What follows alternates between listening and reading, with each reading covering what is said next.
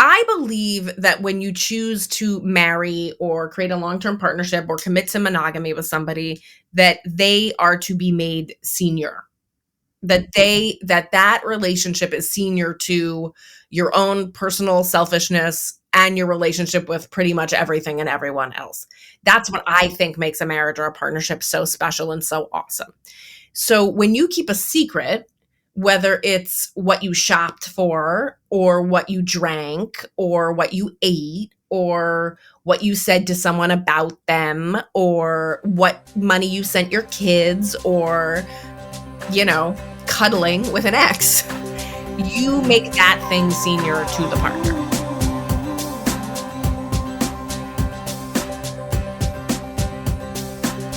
Welcome to Zestful Aging, the podcast where we celebrate aging with vibrance and we defy the stereotypes of what it means to age.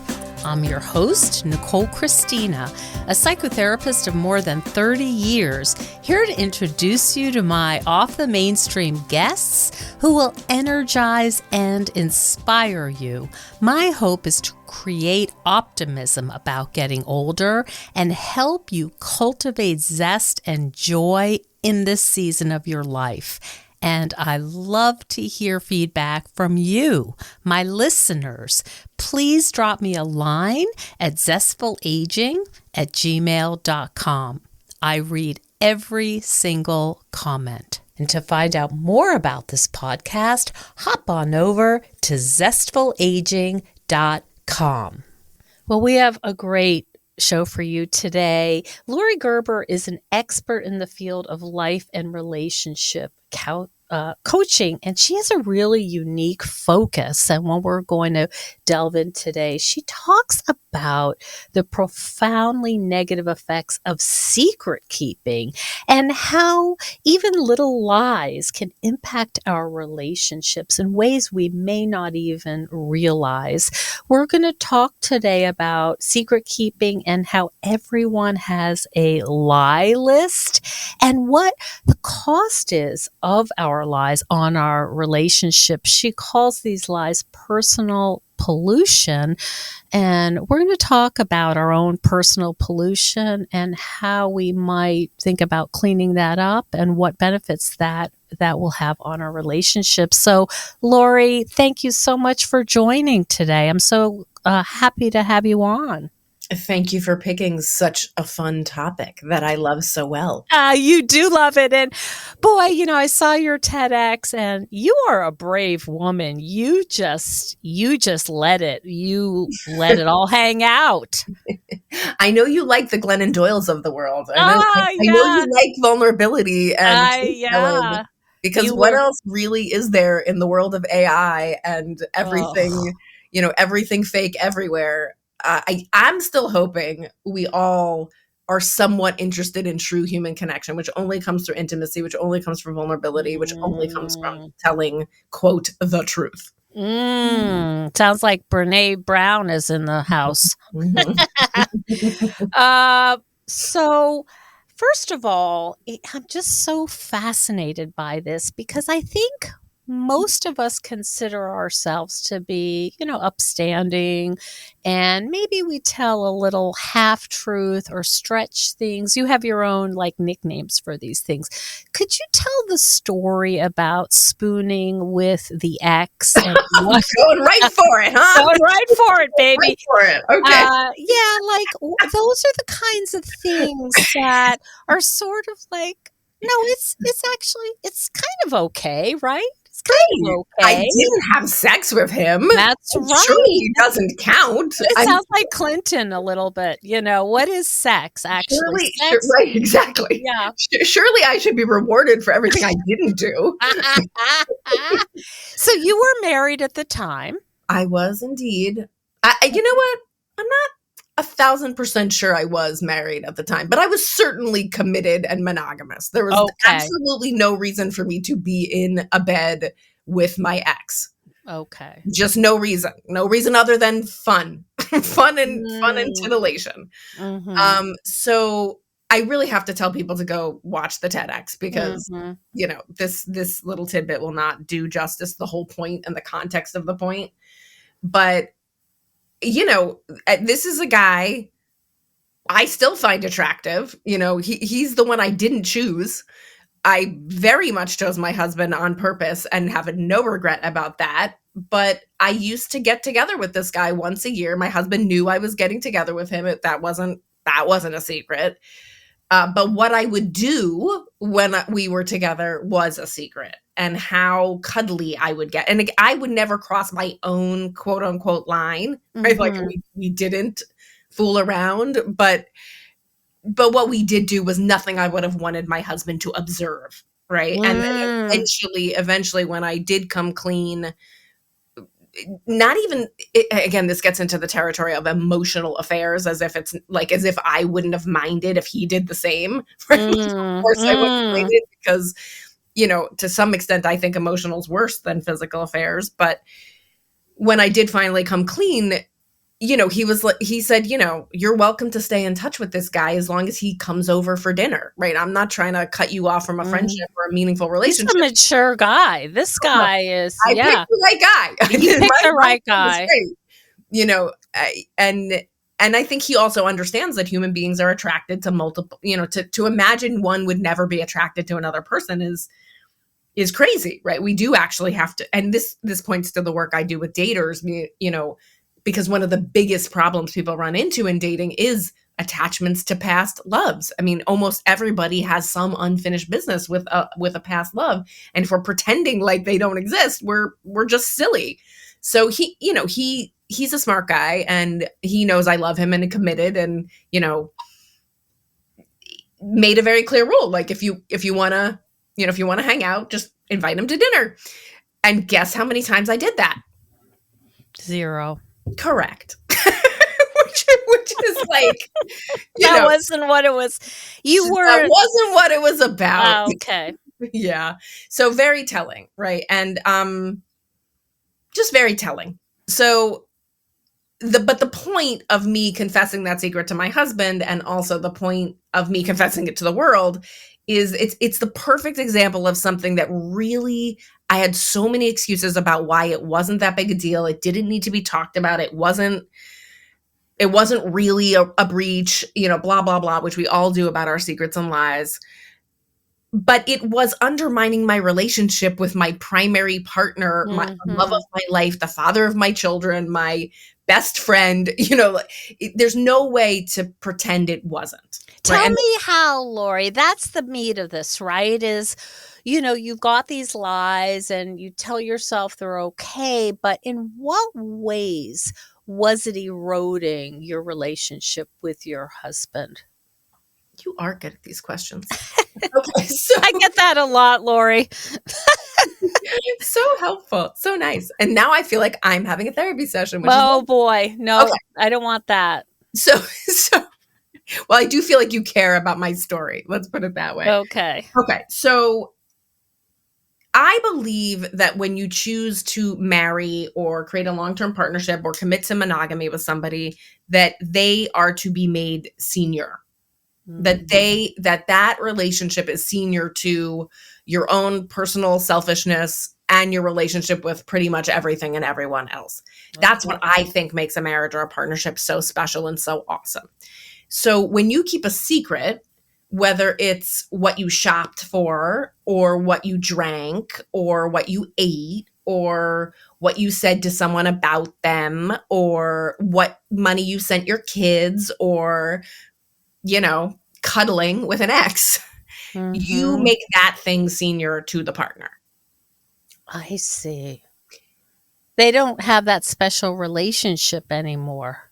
Yeah, they're one down, and your relationship with whatever that thing is one up, and you commit a fidelity to that other thing above the person you've chosen to say you're committing fidelity to. And so there's no way that your subconscious doesn't register that, right? Or said another way, your subconscious registers that. Your subconscious registers a breach against your own integrity, again, whether it's in regard to a partner or even to yourself, right? If you're eating or drinking or spending in a way you're not proud of, your subconscious registers that and holds it against you. That's what I believe. And do we call that guilt, or is that something different? I would guilt is a part of it. I think karma is a part of it. Okay. But I also think that like, you know how all the self-help folks talk about deserving, right? You deserve better. What is deserving? I think deserving is a superstition. And I think it's a superstition based on your own personal integrity. Right. And personal integrity and personal pollution, all these words are part of the Handel method, which is a very specific method that I teach that was developed at MIT by a woman named Lauren Handel Zander. So I am teaching you principles that have been, in use and being practiced in higher learning and with individuals and in companies and all that for now 20, 25 years. They're not that new really, but I'm just want to reference that. So so your subconscious knows what your personal integrity is, knows whether you're being true to your commitments, true to yourself. And I think deserving is directly correlated to how well you're doing at honoring your own highest ideals. So I would bring in maybe, and correct me if this isn't in line with what you're saying, but that the shame of that, because your unconscious knows you're doing it, is corrosive. Again, I wouldn't use those words, but I think that is fair. I think there's the group of us that feels shame and then the group of us that doesn't feel shame. Because I was not walking around, I would not have identified with the word shame when I was doing that, right? It was invisible to me. But it was uncomfortable. It must have been some little niggling, uncomfortable feeling for you to come to the conclusion that, you know what, I better fess up. Yes, ultimately, yes. But also because I had a coach, talking to me about the power of telling the truth. Okay. So I don't know I don't know. I don't actually know what I would have done left to my own devices. I discovered this method many years ago and believed in it. I always believed in truth telling, but of course I had my, just like all of us, I had my compartments about, what that included and what it didn't. And I want to say one other thing about, to your word of eroding or corrosive. And that is to say that when you get your jollies, or your stimulation or your jollies is a good way to say it. When you get your jollies from something that's not the person you said you were going to get your jollies from, something's wrong, right? Like that you can't rob Peter to pay Paul, right? And I was, right? So there's no way if I was getting my jollies over here with cuddling with my ex that I was giving my full attention and consideration to my sex life with my husband. So that's another very tangible reason why it was eroding my relationship, because it was a shortcut. Oh, gosh, that's really interesting. Which is what drinking is and shopping is and binge eating is and anorexia, like all of the things that we do to not feel and deal with what we really have to feel and deal. They're shortcuts that don't get you to your actual destination. That typically I call the backstabbing friends. They appear as friends, but right. Yeah. Exactly. Okay. Hey, Zesties. Well, I'm pretty sure I'm not the only one feeling tense and anxious these days. Every day it seems like there's more scary news. Well, I've been a psychotherapist for over 34 years, and I've learned a lot of techniques to help manage anxiety, and I've been using them. But recently I found something new that I wanted to tell you about. I actually just stumbled upon it at an event for veterans. It's a little breathing device called Calm Ego. And when you're breathing in a way that promotes relaxation, which is basically long exhales, it lights up. And you can add a calming scent if you like. So Calm Ego is a natural, portable, drug-free solution that can be used in moments of upset, anxiety and stress. And it's effective and pretty unique. And you can use it for both immediate relief and also long-term effectiveness. So I love that you don't have to think about the breathing, you don't have to count, you don't have to imagine a square. You really don't have to do anything. It does all the work for you. I find it to be especially helpful before bedtime, and I'm pretty excited about it. So I'm partnering with Calmigo to offer you a 25% discount if you use the coupon code ZESTFUL at when you're cashing out on the site, which is Calmigo, CALMIGO.com. And please let me know about your experience. I will be interested to hear. Thanks. So let me shift this a little. This is so interesting, Lori. I'm loving this conversation. As we age,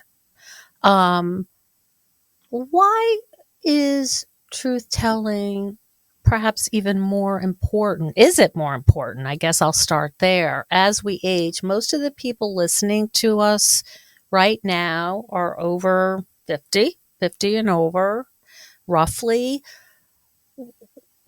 Does it become more of an issue as we age? I think so.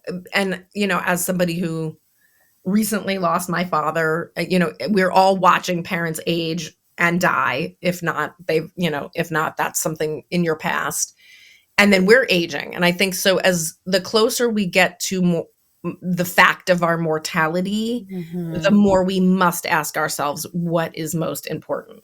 And I know for myself, having my father have just very recently passed away, the amount of times I am now inclined to ask myself, is this true for me? Is this is this important to me? Is this where I should be spending my time? Because I'm so present to life and death.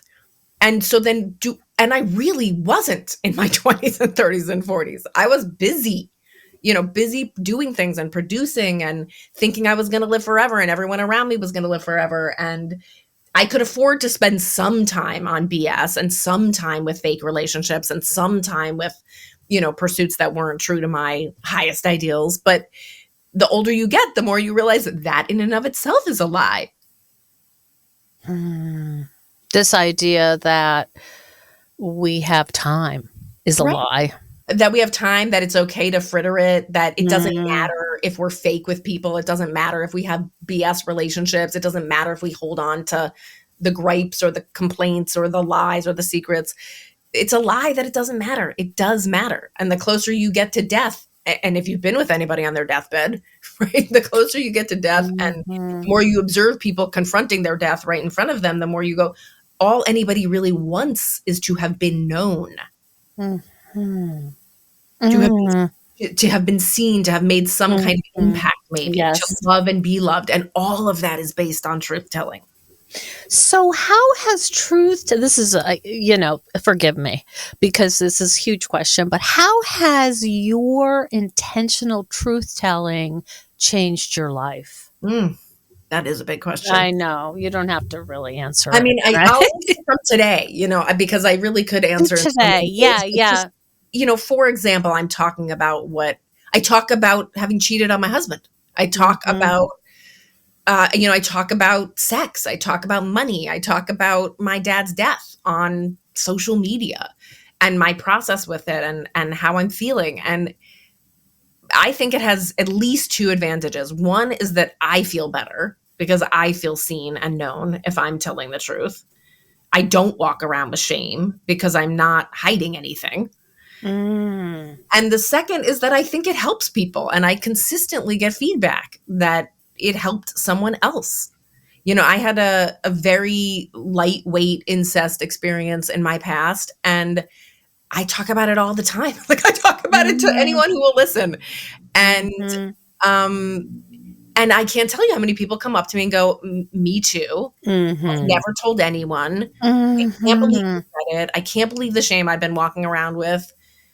So I'm going to keep yakking.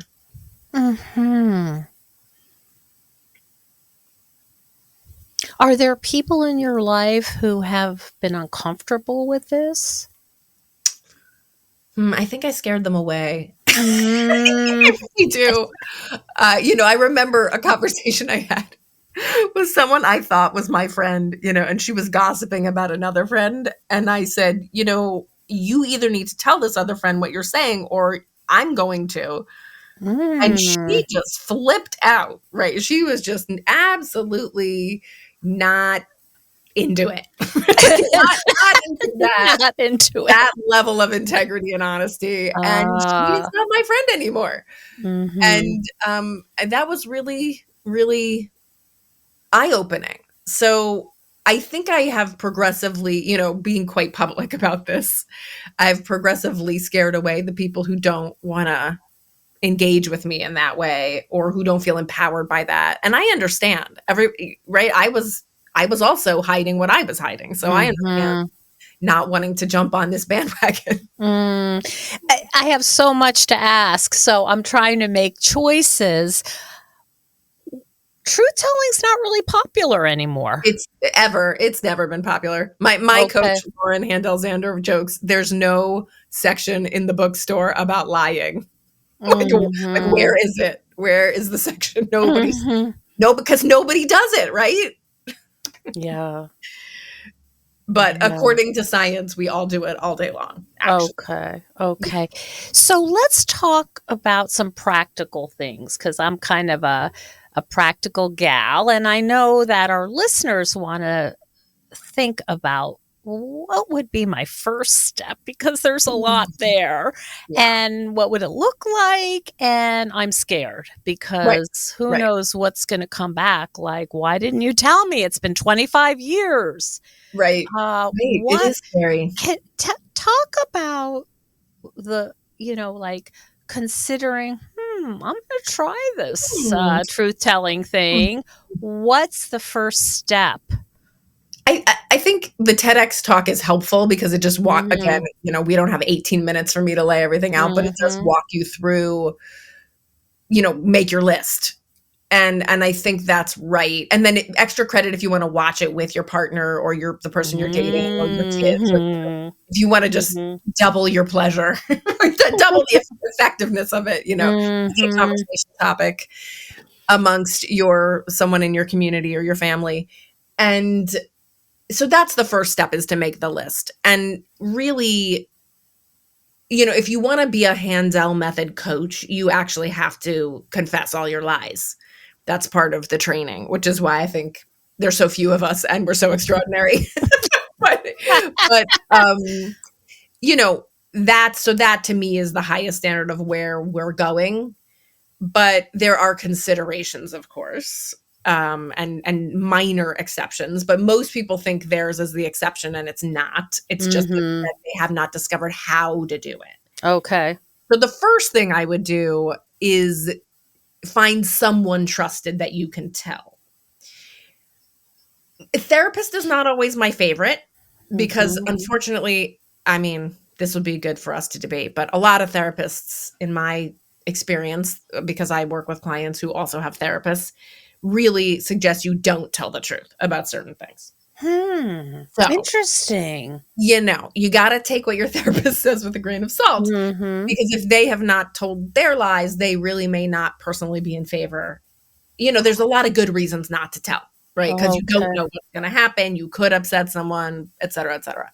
So, and sometimes people are telling for selfish reasons. And I'm not a fan of that, right? I'm not a fan of dumping a truth on someone unprocessed by you. Right. So there are a lot of rules around doing these confessions that I would not send someone out to just do it, free Willy-nilly. Yeah. willy-nilly. Exactly. So, but the first thing would do to be make the list and then see if one by one or even all together, there's someone you could tell, right? And live to tell the tale, right? I mean, I work with people who cannot get the words "I have herpes" out of their mouth. They can't get the words "I've had an Mm. abortion" out of their mouth. They can't get Mhm. the words, you know, about their abuse or their incest or, whatever it was. There's still so many taboo topics, all the way down to won't tell you about their money, or won't tell you about a health issue they have, or a bad habit they have. So just finding one person you can tell is a really good start to realize you don't combust when that Mm, happens, and you mhm, don't die, and you're not laughed to scorn. Um, so again, I'm just answering your question about kind of first things you could do, mhm. while hinting at what some of the later actions might be. Yeah. Hi, Zesties. Well, we all know that exercise is really important, especially as we age. Some say it's the most important thing you can do to stay healthy. But many of us find that it's really easy to start an exercise routine, but it's hard to keep it up. That's why we see so many exercise bikes and machines being used as clothes hangers come March. Am I the only one who has bought a gym membership that turned out to be a total waste of money?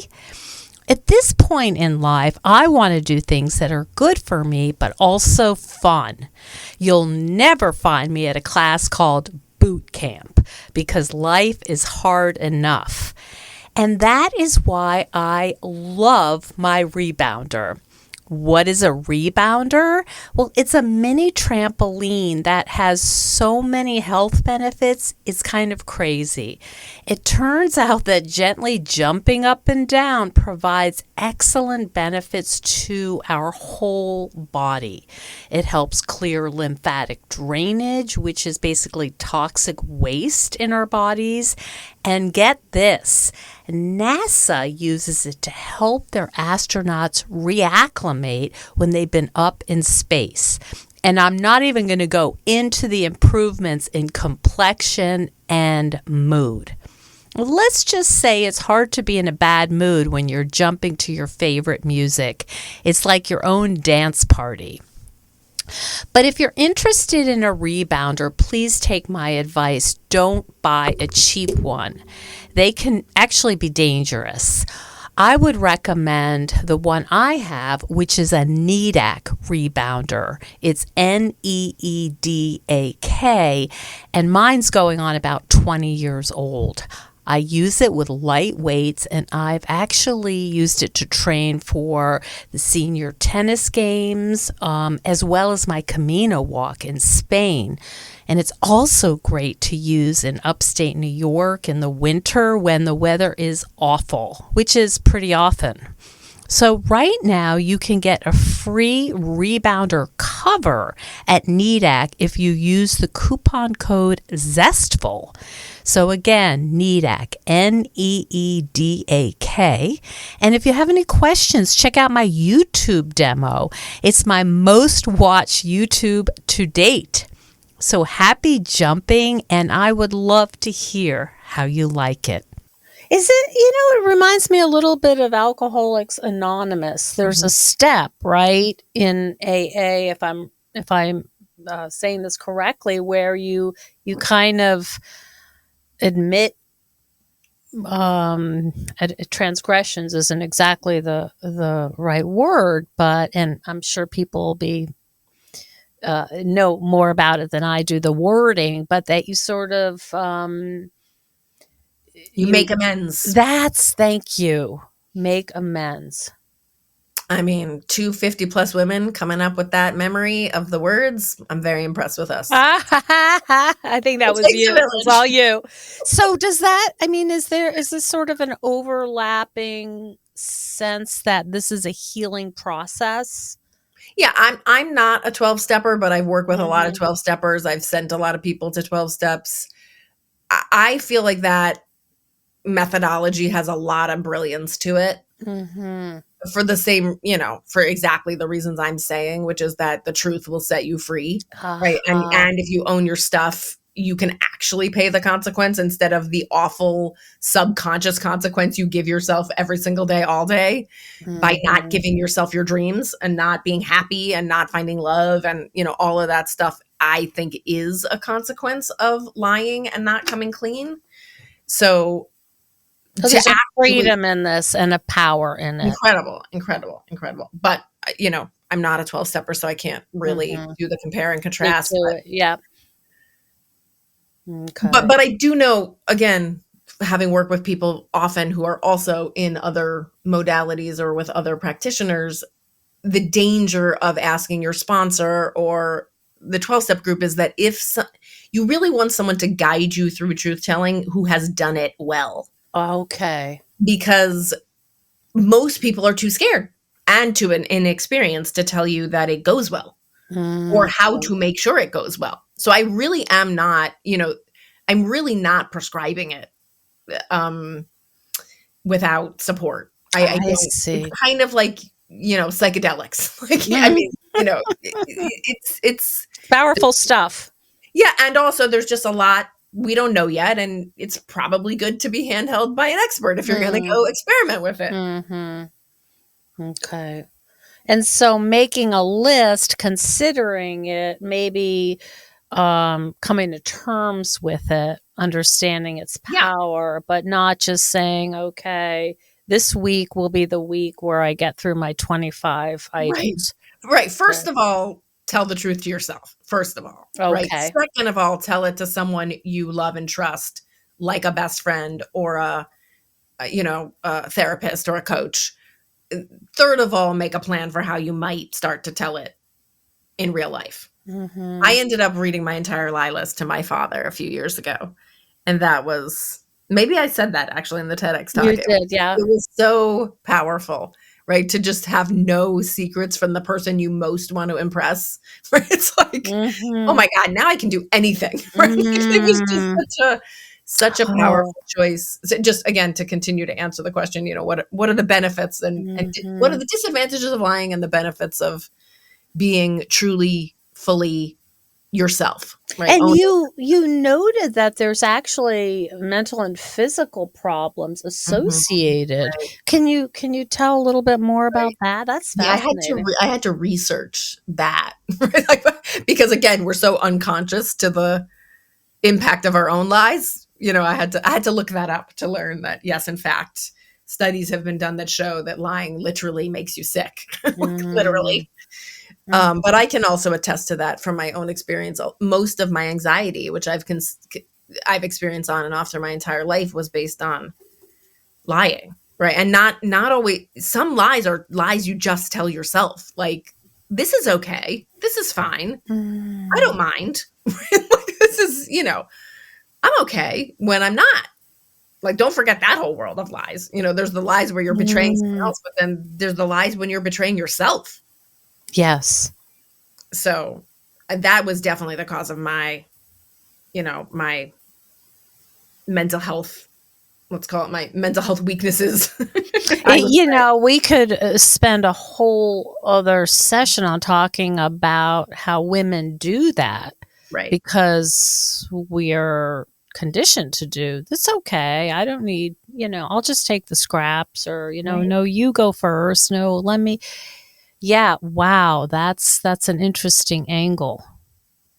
Yeah. Put it on the list, folks, because there's a lot of ways we lie. And here's a funny story. So Lauren Handel-Zander is not just the creator of the Handel Method. She is one of my dearest friends. I talk to her practically every day. She wrote the original book about the Handel Method, and we had come up with 7 ways we lie. And I think that's what I lay out in the TEDx talk. Well, a couple of years ago, we sat down to write the next book, and we decided to brainstorm new ways that people lie that we had discovered since the first book. And we came up with about 45 more ways that people lie. So, wow. You have to see what gets into the second book. But I interviewed recently a woman who wrote a book, and you may know her. She's in Manhattan, but she also is she was on Saturday Night Live for a while. She wrote a book called Happy to Help. Do you know that book? I don't. I would highly recommend it. And it's about her experience as a super helper. She talks about, she grew up kind of in a Girl Scout way, and she's really good at it. And she got to the point where, as a mom and a partner, she was like, I think I'm done with this. Yeah. because it was creating a lot of resentments that she was not even aware of. Right. And then, I guess in your way of thinking here, she was telling herself the lie that it's okay that I sacrifice myself. It's okay. I'm the one who's always picking up the dog food because Right. I know the kind of dog food and my partner doesn't. You It's got it. okay that I'm always the one who's on the board of directors or whatever because I'm really good at it. Right. And it's so well done and it's funny. So we love that. Yeah. Yeah. This is why I like working with postmenopausal women, because they are maybe for the first time saying, you know what? This is not working for me anymore. Mhm. Because Mhm. like I said at the beginning, you can't actually rob Peter to pay Paul. Mhm. Peter in this story is a high functioning woman, right? And Paul is everyone who needs something from her. Because Mhm. if you do that too much, eventually Peter either gets sick or Mhm. angry or lashes out or leaves unexpectedly or has a mental breakdown. Yes. Because Peter can feel that he's being robbed. Right? And Yeah. it really doesn't work for Paul either, because then there's a lot of blood on Paul's hands too. I love your metaphors. I always say, Yeah.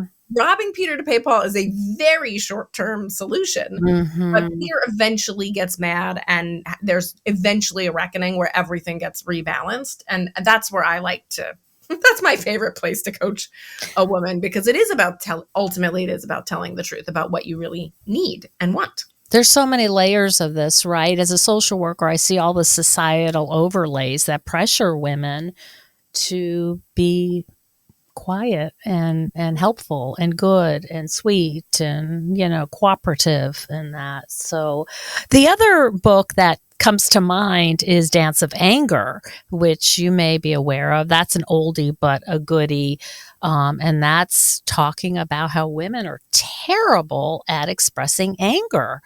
And often just sort of bottle it, and then explode. And then the people around them are like, you seem crazy. So it's a sort of a guidebook. And I remember back in the day when it came out, probably 20, 25 years ago, women would carry it around like it was their Bible. Yeah. Yeah. Do you remember that? Harriet Lerner, Dance of Anger? It sounds familiar. Yeah. I don't do a lot of self-help, Mm-hmm. but it sounds good. Yeah, that was a classic. So Lori, so interesting, so helpful, and food for thought. Where can people find out more about what you do and this Handel method that you've been referencing? Yeah. Well, if you look for me on the internet at Mhm. lauriegerber.com, Okay. Laurie, Gerber, like the baby food, Mhm. .com, Yeah. you Okay. will find me as the love and dating coach for women over Okay. 50. Okay. If you send me an email through that website, or you email me directly at lauriegerbercoach@gmail.com, I would be happy to discuss private coaching. Mhm. So I really do live in two separate worlds, one that is primarily focused on love and dating for women over 50, and the other that has a much wider scope of reach. And those are the Mhm. two ways to find me. Beautiful. So interesting. And I know I'm going to be thinking about our conversation all day, at least all day today. Fascinating. And I so appreciate your time. Thank you for spending time with me today. It was a pleasure. It was really a joy to do. And I wouldn't just say that. Perfect. Yeah, I never was a good liar to begin with. So it's good. It's good that I've built a career. Love it. Around it.